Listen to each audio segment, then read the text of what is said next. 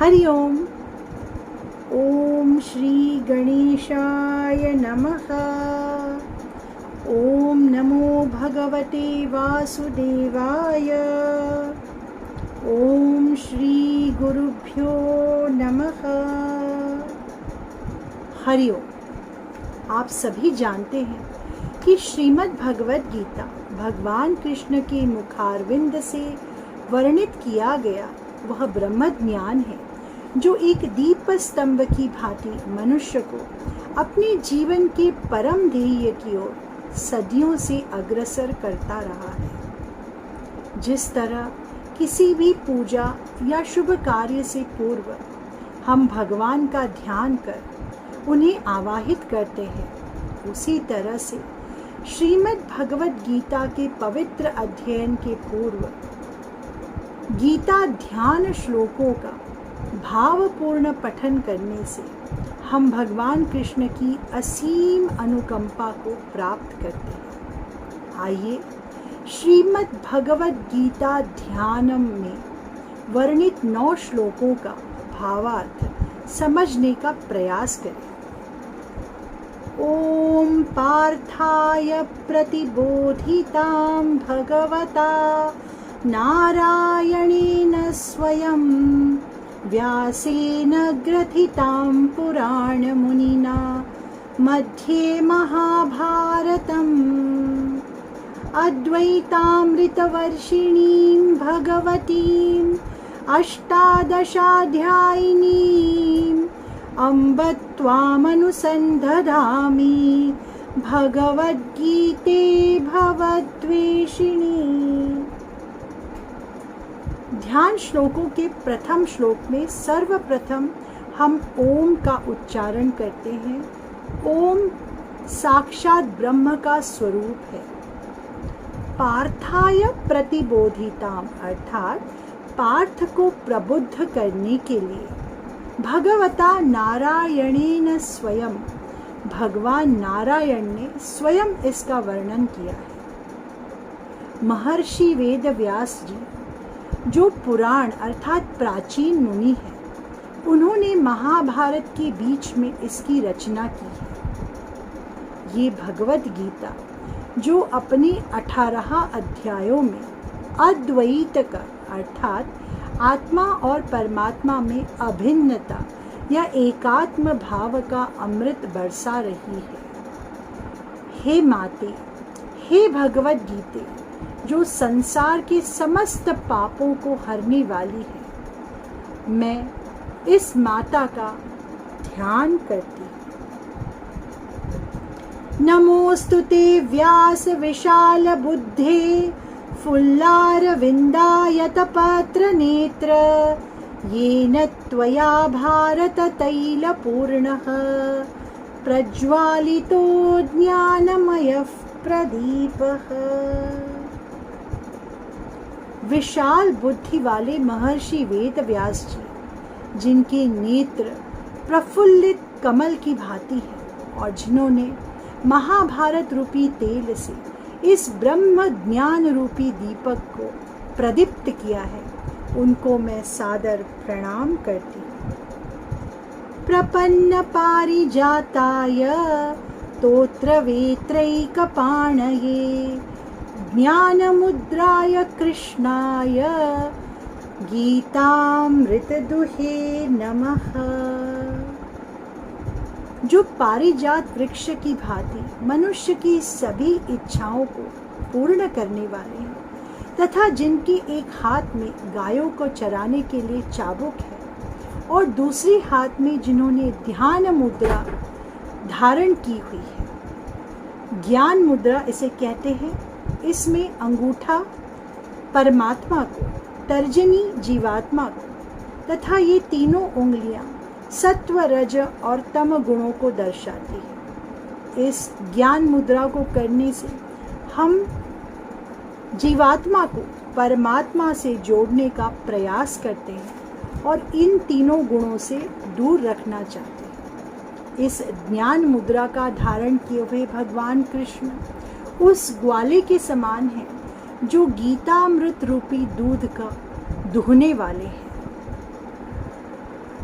सर्वोपनिषदो गावो दोग्धा गोपालनन्दनः पार्थो वत्सत्सुधीर्भोक्ता दुग्धं गीतामृतं महत्। सभी उपनिषद गाय के समान है तथा गायों को पालने वाले के पुत्र गोपाल नंदन इन उपनिषदों रूपी गाय को दूहने वाले ग्वाले हैं। पार्थ अर्थात अर्जुन इस गाय का बछड़ा है तथा सभी साधु पुरुष गीतामृत रूपी दूध का पान करने वाले हैं। वसुदेवसुतं देवं कंसचाणूरमर्दनं देवकी परमानंदं कृष्णं वंदे जगद्गुरुम। जो देव वसुदेव जी के पुत्र हैं तथा जिन्होंने कंस और चाणूर जैसे राक्षसों का दमन किया है, जो देवकी माता को परमानंद की अनुभूति कराते हैं और समस्त जग के जो गुरु हैं, ऐसे भगवान कृष्ण को मैं प्रणाम करती हूँ। भीष्म द्रोण तटा जयद्रथ जला गांधार नीलोपला शल्यग्राहवती कृपेण वहनी कर्णेन वेलाकुला अश्वत्थाम विकर्ण घोर मकरा दुर्योधनावर्तिनी सोतीर्णा खलु पाण्डवैरणनदी कैवर्तक केशवः। कुरुक्षेत्र की ये भीषण रण नदी जिसका जल जयद्रथ है, जिसका एक तट पितामह भीष्म तथा दूसरा तट द्रोणाचार्य जी है। इस नदी में शल्य मगरमच्छ के स्वरूप है, कृपाचार्य जी ज्वार है, कर्ण बड़ी लहर की समान, अश्वत्थामा और विकर्ण घड़ियाल की तरह तथा दुर्योधन इस नदी में उपस्थित एक भयावह भंवर है। इस भीषण रण नदी को पांडवों ने जिस नाव की सहायता से सफलतापूर्वक पार किया, उस नाव के खेवनहार साक्षात भगवान केशव है। पाराशर्यवचः सरोजममलं गीतार्थगन्धोत्कटं नानाख्यानककेसरं हरिकथा संबोधनाबोधितं लोके सज्जन षट्पदैरहरहः पीपीयमानं मुदा भूयाद् भारत पंकजं कलिमल प्रध्वंसिन श्रेयसे। पाराशर ऋषि के पुत्र अर्थात वेद व्यास जी की स्पष्ट वाणी जिस नदी का निर्मल जल है, जिस निर्मल जल में महाभारत रूपी कमल खिला हुआ है, इस कमल का जो मधुर सुगंध है वह श्रीमद् भगवत गीता है।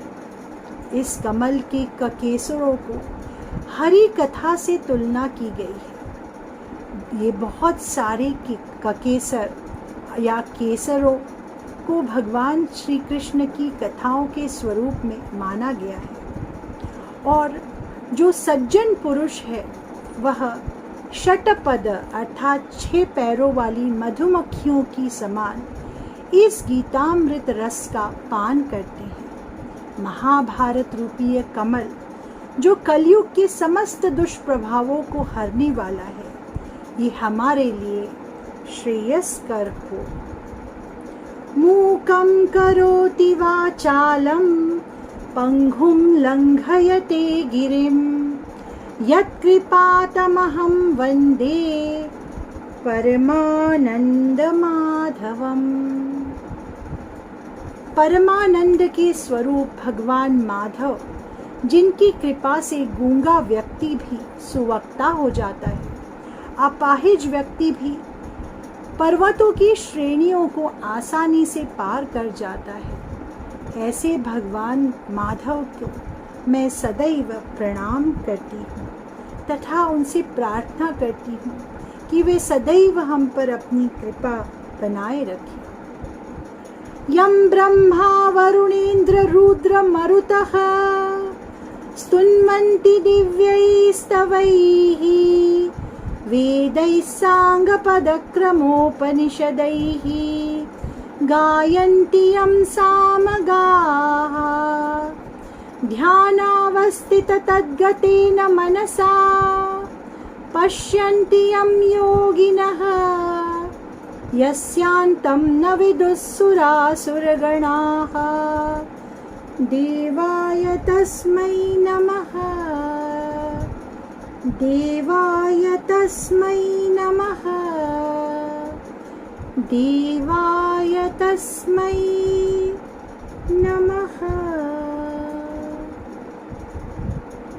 जिन भगवान कृष्ण की स्तुति ब्रह्मा वरुण इंद्र रुद्र मरुत आदि सभी देवता सदैव गाया करते हैं तथा सामवेद के उत्कृष्ट गायक जिनके लिए वेद वेदांग और उपनिषदों का सदैव गान करते हैं तथा जिनका स्वरूप ध्यान की अवस्था में योगी जनों के मन में सदैव रहता है और जिनकी दिव्यता की सीमा का अंत देवता तथा असुर किसी को भी ज्ञात नहीं है, ऐसे सभी जग के पालनहार समस्त जग के गुरु भगवान कृष्ण को मैं सदैव प्रणाम करती हूँ।